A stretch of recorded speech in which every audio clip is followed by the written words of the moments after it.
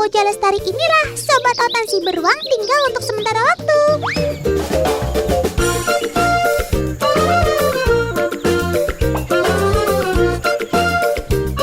Beruang ini adalah maskot dari kota Balikpapan.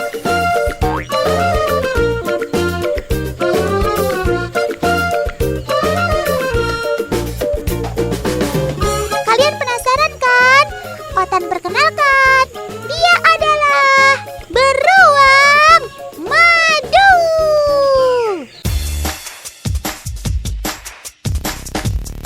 Ada juga sekelompok manusia yang juga sayang sama Sobat Otan ini. Tuh lihat, paman-paman dari Samboja Lestari ini setiap hari menjaga mereka. Madu juga disiapkan untuk mereka. Wow, hari ini menunya ada buah semangka, pisang, kelapa, dan ada durian segala. Itu mah semua kesukaan Otan. Tuh, jadi baper nih. Lapar maksudnya. Oke deh, Otan bantuin ya Paman. Kali-kali aja Otan kebagian buah nanti.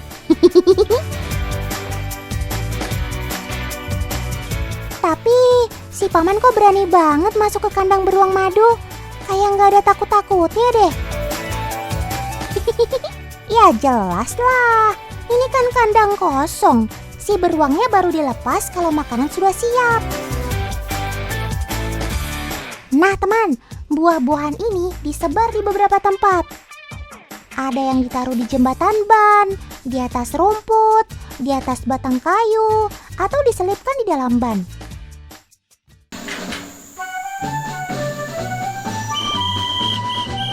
Ya, terus. Balas kiri, balas. Mana mobilnya? Bukan lagi parkir mobil kok. Ini adalah cara memanggil mereka. Peluit diibaratkan panggilan untuk makan. Nah, nanti mereka akan masuk ke jalur yang sudah ditentukan. Tuh lihat, tertib ya mereka antrinya.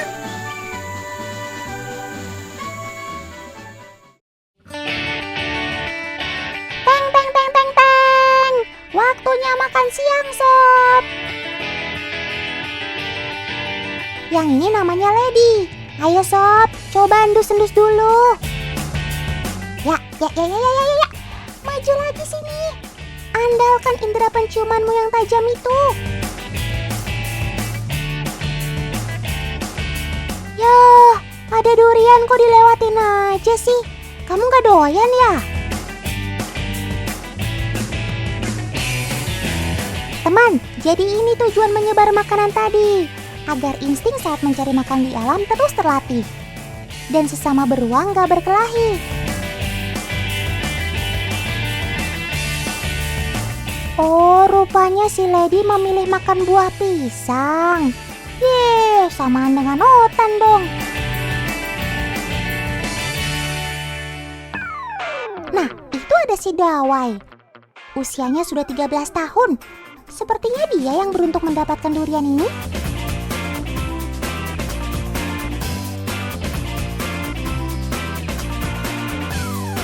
Nah loh, kamu kenapa Sob? Makanan enak gitu kok malah diusap-usap aja di kepala. Ya ampun, kalau nggak doyan, mending sini kasih Otan aja duriannya. Rupanya ia terbuai oleh aroma wangi dari durian ini. Jadinya dioleskan ke kepalanya deh. Ada-ada saja ya. Buset, doyan sih boleh aja Sob. Tapi biji duriannya jangan ditelan juga dong. Kalau keselak gimana? Widih, galak bener Sob. Otan lihat dari atas ini aja deh.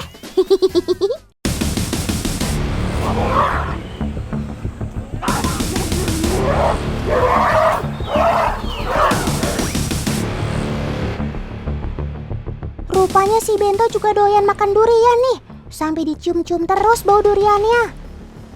Ya, jilat terus sampai bersih.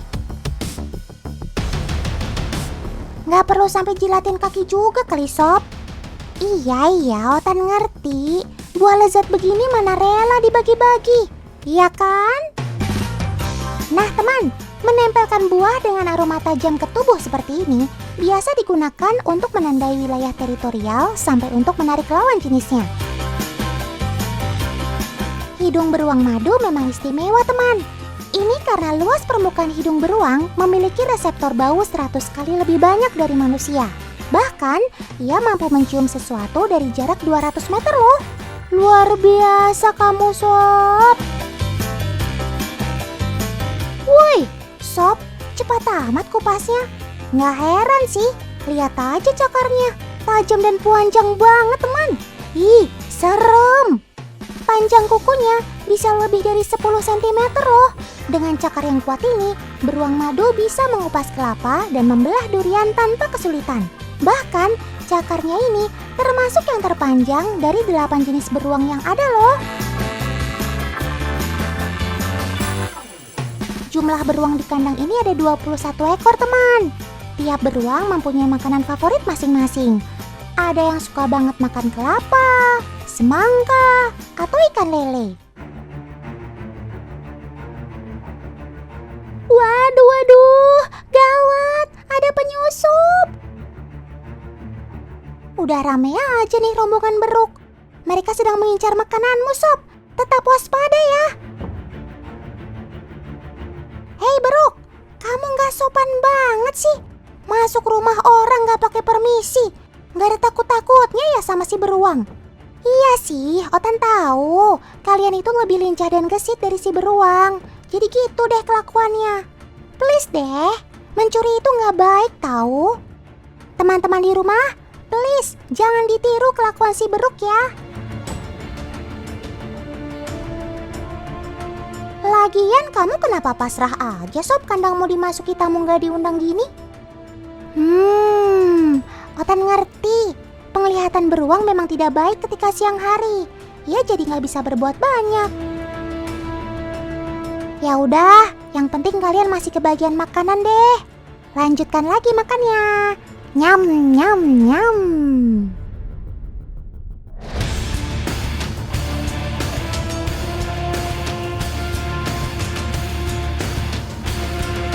Ya ampun, Gembul, makan aja yang kamu pikirin. Swear deh, beruk-beruk di sini gak ada takut-takutnya masuk ke kandang beruang. Ayo beruk, kembalikan makanan si beruang.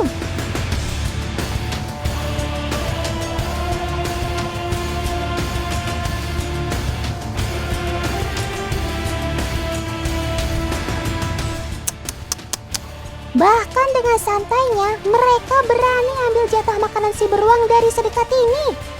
Otan aja nggak berani.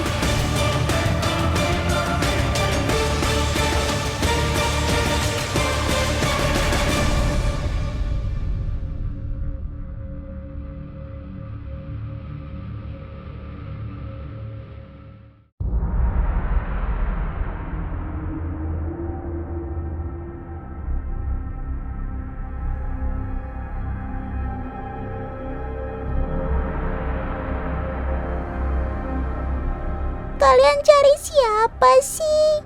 Kok celingak-celinguk begitu? Oh alah, rupanya ada sobat Otan di sana yang sembunyi. Sepertinya ia malu-malu ya. Kok sembunyi di balik pohon bambu? Malu ya ketemu artis Otan dan artis Bolang. Biar sering masuk TV, tapi kami baik kok.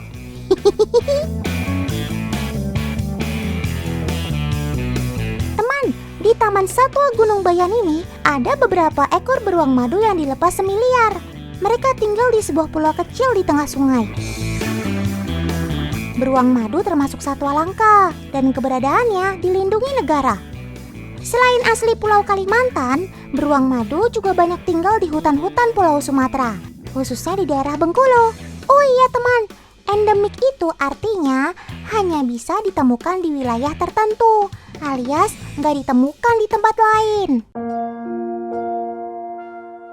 Tapi kasihan teman, rumah mereka mulai terdesak oleh kegiatan manusia. Hutan-hutan banyak dijadikan lahan perkebunan dan areal pertambangan.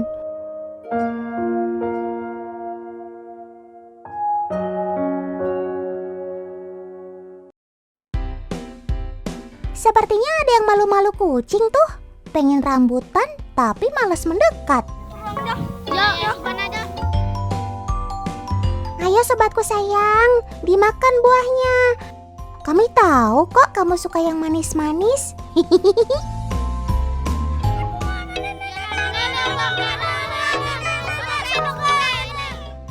Beruang madu berjalan dengan 4 kakinya teman. Tapi sesekali mereka duduk dengan kedua kaki depan diangkat ke atas. Lihat, seperti itu tuh gayanya. Teman di rumah, kalau kalian bertemu beruang madu, jangan terlalu dekat ya. Karena gigi taringnya panjang dan kuku jarinya tajam-tajam. Walaupun kelihatannya jinak, tapi kami tetap harus hati-hati dan waspada nih. Kalau mereka marah dan menyerang, kami harus siap menggunakan jurus langkah 1000 alias melarikan diri.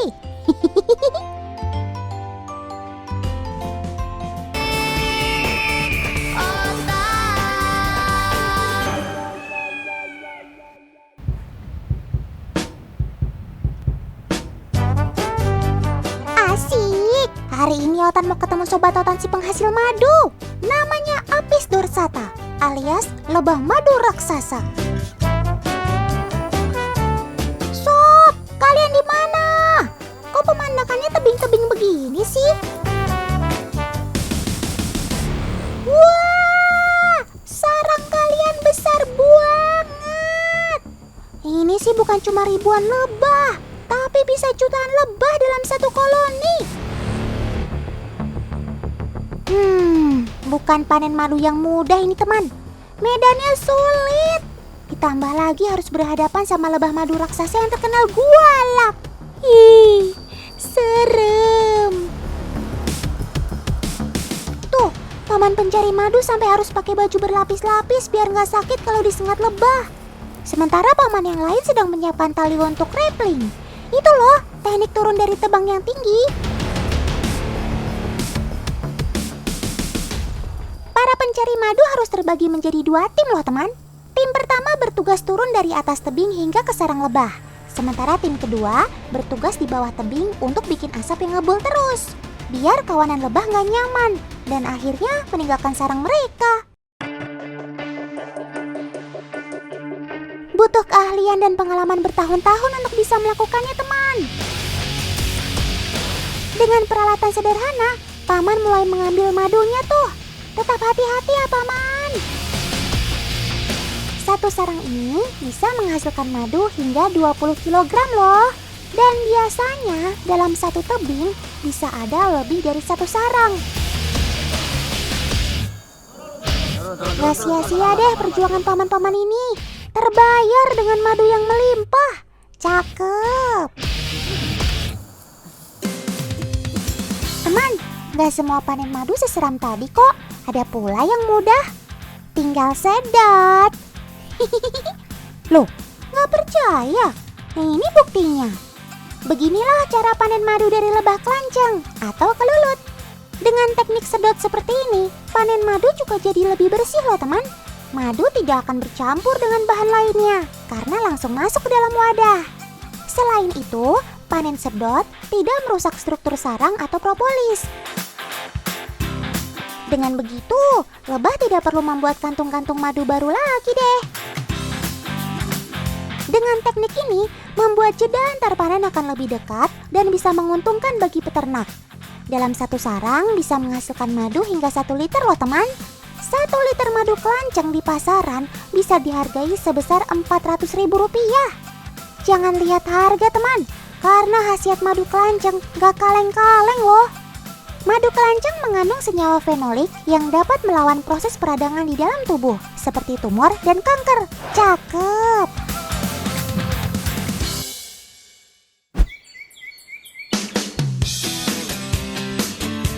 Nah, sebelum lebah kelanceng diternakan, paman harus cari rumah sobat Otan ini di hutan. Otan harus perhatikan dengan seksama nih. Mana ya?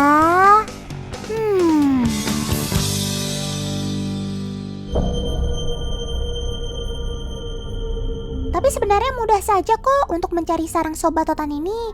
Karena bambu yang menjadi sarang kelanjeng biasanya memiliki ciri khas, yaitu di pintu sarangnya terdapat propolis.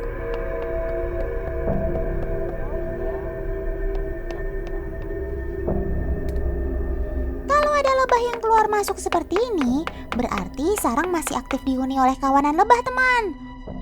Oh iya, sarang lebah alami ini akan kita pindah ke tempat khusus untuk dibudidaya. Untuk membawanya ke tempat budidaya, kita harus potong bambunya nih. Lakukan dengan hati-hati ya. Jika tidak, lebah akan berterbangan keluar dari sarang. Koloni di dalam bambu pun menjadi sedikit.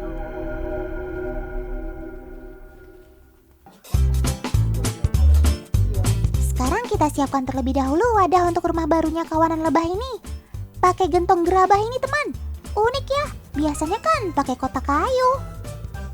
Ternyata gentong gerabah ini lebih unggul sebagai rumah lebah. Karena saat cuaca panas, gerabah dapat mendinginkan suhu sarang. Sedangkan saat cuaca dingin, gerabah dapat menghangatkan sarang lebah. Cakep!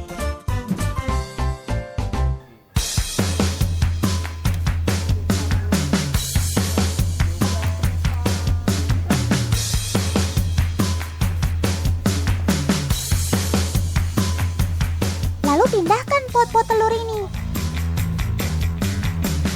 Setelah itu, yang paling penting adalah pindahkan ratu lebahnya, teman. Kantong madu dan propolis jangan ketinggalan. Pindahkan juga ke sarang yang baru. Dalam proses pemindahan jangan terlalu lama dilakukan ya, teman. Lebah pekerja bisa kabur karena merasa kebingungan. Terakhir, oleskan propolis di lubang keluar masuk sarang agar para lebah mengenali kalau ini adalah rumah baru mereka. Akhirnya pindah rumah juga kamu ya, sob. Jangan lupa undang-undang otan ke rumah baru kamu ya. Sekarang kita room tour yuk, alias lihat apa yang ada di dalam sarang lebah kelanjeng. Sarang sobat totan ini terdiri dari beberapa bagian, teman. Pertama adalah bola-bola yang berisi telur, larva, dan kepompong. Warnanya agak kekuningan, sekilas seperti ketumbar ya. Lalu di sudut yang lain terdapat bola-bola yang ukurannya jauh lebih besar dengan warna sedikit kehitaman. Bola-bola yang ini berfungsi untuk menyimpan madu dan tepung sari. Keren ya sarangnya, semua didesain dengan tata letak yang sesuai dengan fungsinya. Cakep. Teman, pintu gerbang sarang lebah merupakan salah satu bagian penting. Selain berfungsi untuk keluar masuk para lebah, pintu gerbang pada sarang jadi tanda agar mereka tidak salah masuk sarang.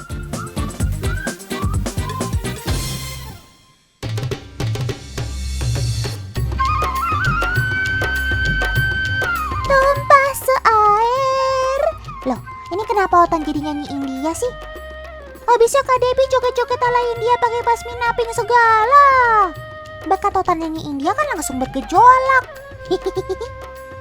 Tapi sebenarnya Kak Debbie mau ngapain sih? Otan jadi penasaran.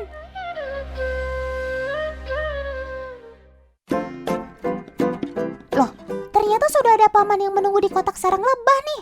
Bawa kain hitam lagi.